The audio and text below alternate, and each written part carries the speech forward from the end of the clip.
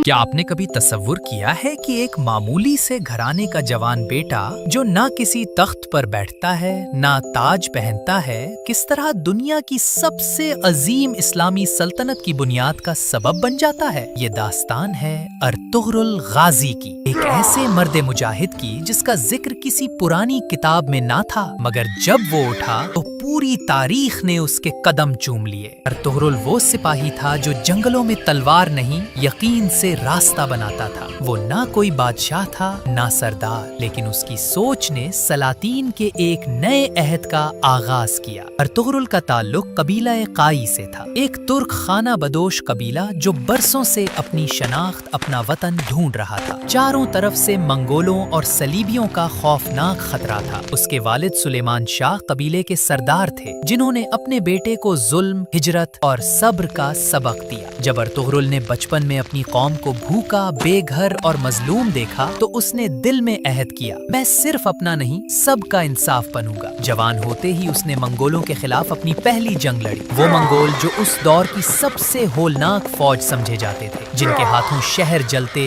इंसानियत रोदी जाती। अर्तुगरुल के पास न कोई अजीम फौज थी न दौलत, मगर उसके पास था अल्लाह पर कामिल ईमान। हर मार्के से क़िब्ल वो बस यही दुआ करता, या रब अगर मैं हक पर हूँ तो मुझे तन्हा ना छोड़ना। और फिर हर जंग में उसने साबित किया कि ईमान हर तलवार, हर सल्तनत, हर लश्कर से बड़ा होता है। इस राह में उसकी रोशनी बनी हलीमा सुल्तान, जो सिर्फ उसकी ज़ौजा नहीं उसकी रूह का सुकून थी। जब वो जख्मी होता, हलीमा उसका हाथ थाम कर कहती, तुम सिर्फ मेरे लिए नहीं लड़ रहे, तुम इंसाफ की जंग लड़ रहे हो। उनका रिश्ता सिर्फ मोहब्बत नहीं, एक मकसद था, अदलो इंसाफ पर मबनी निजाम का कयाम। अर्तुगरुल ने दोस्ती को इबादत का दर्जा दिया। तुर्गत अलप, बामसी बेरक और दोगान अलप जैसे वफादार साथियों ने हर मार्के में उसका साथ दिया। इन दोस्तों ने जान तक कुर्बान कर दी, लेकिन हक का दामन कभी न छोड़ा। अर्तुगरुल के लिए दोस्ती सिर्फ साथ चलने का नाम न था, ये एक अहद था। अगर एक ही गिरेगा दूसरा उसे उठाएगा, लेकिन जुल्म के सामने कभी नहीं झुकेगा।